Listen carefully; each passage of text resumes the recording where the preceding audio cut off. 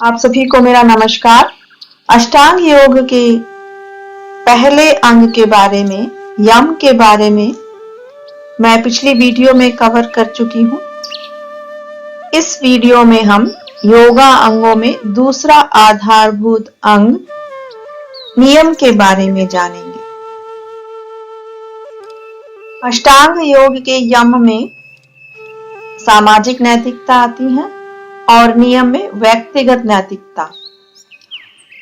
महर्षि पतंजलि ने योग दर्शन अध्याय 2 सूत्र 32 में लिखा है, शौच संतोष तपः स्वाध्याय ईश्वर प्राणिधानानि नियमः।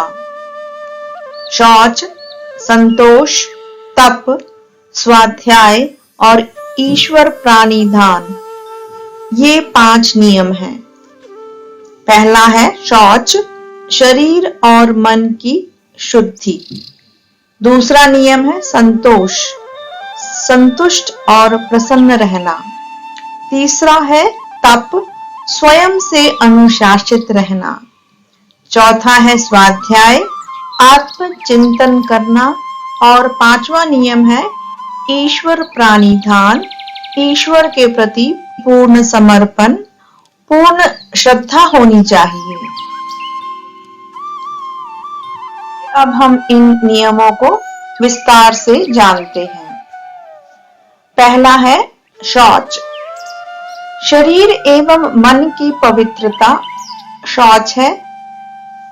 शरीर को स्नान, सात्विक भोजन, शक्रिया आदि से शुद्ध रखा जा सकता है। मन की अंतः शुद्धि राग, द्वेष आदि को त्याग कर मन की वृत्तियों को निर्मल करने से होती है। शौच कहते हैं शुद्धि को, पवित्रता को। यह शौच, शुचिता या पवित्रता भी 2 प्रकार की होती है। एक बाह्य मतलब बाहरी, दूसरी आभ्यंतर मतलब अंदरूनी। महर्षि मनु ने शौच के संबंध में बहुत ही सुंदर कहा है, साधक को प्रतिदिन जल से शरीर की शुद्धि, सत्याचरण से मन की शुद्धि, विद्या और तप के द्वारा आत्मा की शुद्धि तथा ज्ञान के द्वारा बुद्धि की शुद्धि करनी चाहिए। भगवती गंगा आदि के पवित्र जल से भी शरीर की शुद्धि हो सकती है। मन, बुद्धि एवं आत्मा की शुद्धि के लिए तो ऋषियों द्वारा बताए गए उपायों को करना ही होगा। अष्टांग योग के दूसरे अंग नियम की दूसरी व्यक्तिगत नैतिकता है संतोष। अपने कर्तव्य का पालन करते हुए जो प्राप्त हो उसी से संतुष्ट रहना या परमात्मा की कृपा से जो मिल जाए उसे ही प्रसन्नता पूर्वक स्वीकार करना संतोष है। अपने पास विद्यमान समस्त साधनों से पूर्ण पुरुषार्थ करें। जो कुछ प्रतिफल मिलता है उससे पूर्ण संतुष्ट रहना, पूर्ण पुरुषार्थ एवं ईश्वर कृपा से जो प्राप्त हो उसका तिरस्कार न करना ही संतोष है। महर्षि व्यास कहते हैं, संतोष रूपी अमृत के पान करने से तृप्त हुए शांत चित्त मनुष्यों को जो आत्मिक और हार्दिक सुख मिलता है वह धन वैभव के लालच व व्याकुलता में इधर उधर भटकने वाले मनुष्यों को कभी नहीं मिल सकता। सुख का मूल आधार संतोष है और इसके विपरीत तृष्णा, लालसा दुखों का मूल है। उपनिषद में ऋषि कहते हैं, धन के द्वारा मनुष्य की कभी तृप्ति नहीं हो सकती।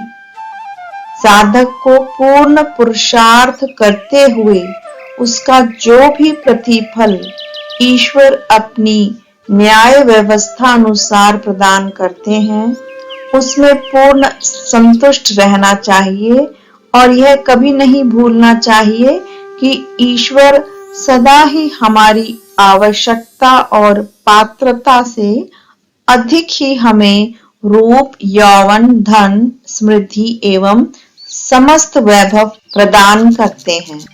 तीसरा नियम है तप। महर्षि व्यासदेव कहते हैं, सद उद्देश्य की सिद्धि में जो भी कष्ट, बाधाएं, प्रतिकूलताएं आए, उनको सहजता से स्वीकार करते हुए निरंतर बिना विचलित हुए अपने लक्ष्य की ओर आगे बढ़ना तप कहलाता है। महाभारत में आता है कि जब यक्ष युधिष्ठिर से प्रश्न करते हैं, तपस्किम लक्षणम, तो महाराज युधिष्ठिर उत्तर देते हैं, तप स्वधर्म वर्तित्वम। हे यक्ष, अपने कर्तव्य के पालन में जो भी विघ्न बाधाएं आए, उन्हें सहते हुए निरंतर अपने स्वधर्म का पालन करना ही तप है। जीवन में बहुत द्वंद्व हैं, जैसे कि भूख, प्यास, सर्दी, गर्मी, सुख, दुख, हानि, लाभ, मान, अपमान, स्तुति, निंदा, सत्कार, तिरस्कार, जय, पराजय आदि। इन सब प्रतिकूलताओं में सम रहना तप है, न कि अग्नि के बीच तपना या एक पैर पर खड़े होकर अपने शरीर को अनावश्यक व अवैज्ञानिक रूप से कष्ट देना।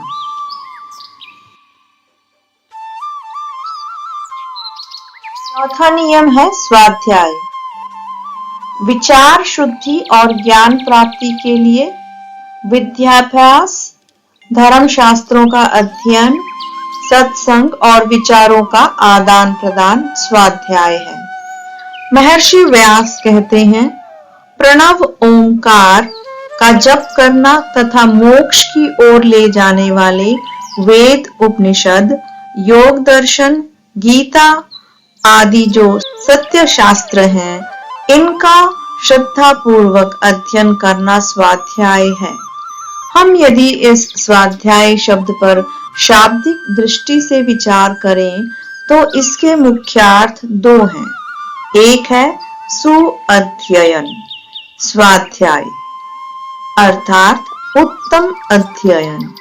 उत्तम ग्रंथों के अध्ययन से हमारे विचारों एवं संस्कारों में पवित्रता, दिव्यता तथा दृढ़ता आती है और विचारों की पवित्रता एवं दृढ़ता से ही जीवन में सात्विकता आती है। दूसरा स्वाध्याय का अर्थ है स्व अध्ययन अर्थात अपना अध्ययन, अपने आप को पढ़ना, अपने अस्तित्व के संबंध में चिंतन, विचार करना कि मैं कौन हूँ, मुझे क्या करना चाहिए, मैं क्या कर रहा हूँ, मेरे जीवन का क्या लक्ष्य है, मुझे किसने पैदा किया है और क्यों पैदा किया है। इस प्रकार साधक सजग होकर विवेकपूर्ण विचार करेगा तो वह बाहर के वैभव में न फंसकर प्रणव ओमकार का जप तथा ऋषि प्रतिपादित अध्यात्म विद्या, पराविद्या के ग्रंथों का अध्ययन करता हुआ परमेश्वर का सानिध्य प्राप्त कर सफल हो सकता है। पांचवा नियम है ईश्वर प्रणिधान। मन, वाणी, कर्म से ईश्वर की भक्ति और उसके नाम, रूप, गुण, लीला आदि का श्रवण, कीर्तन, मनन और समस्त कर्मों का ईश्वर अर्पण, ईश्वर प्रणिधान है। महर्षि व्यास कहते हैं, परम गुरु परमात्मा में अपने समस्त कर्मों का अर्पण कर देना, भगवान को हम वही समर्पित कर सकते हैं जो शुभ है, दिव्य एवं पवित्र है। इसलिए साधक पूर्ण श्रद्धा, भक्ति एवं सर्वात्मना प्रयत्न से वही कार्य करेगा जिसे वह भगवान को समर्पित कर सके, अर्थात उसकी समस्त क्रियाओं का ध्येय ईश्वर अर्पण होगा। सच्चा भक्त सदा यही विचार करता है कि मुझे जीवन में शरीर, मन, बुद्धि, शक्ति, रूप, यौवन, समृद्धि, ऐश्वर्य, पद, सत्ता, मान आदि जो कुछ वैभव मिला है सब ईश्वर कृपा से ही मिला है। इसलिए मुझे अपनी समस्त शक्तियों का उपयोग अपने प्रियतम प्रभु को प्रसन्न करने के लिए ही करना है। इस जीवन का संपूर्ण प्रयास तथा पुरुषार्थ मेरा यही है कि मैं सब कुछ अपने अस्तित्व सहित प्रभु में अर्पण कर दूं और ऐसे भक्त पर ही भगवान की कृपा एवं ईश्वरीय अमृत सदा बरसता है, जो सर्वात्मना ईश्वर के प्रति समर्पित हो जाता है।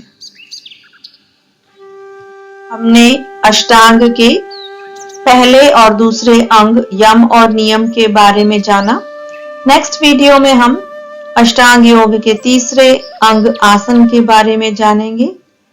आप स्वस्थ रहें, सुखी रहें, संपन्न रहें। आप सभी का बहुत बहुत धन्यवाद।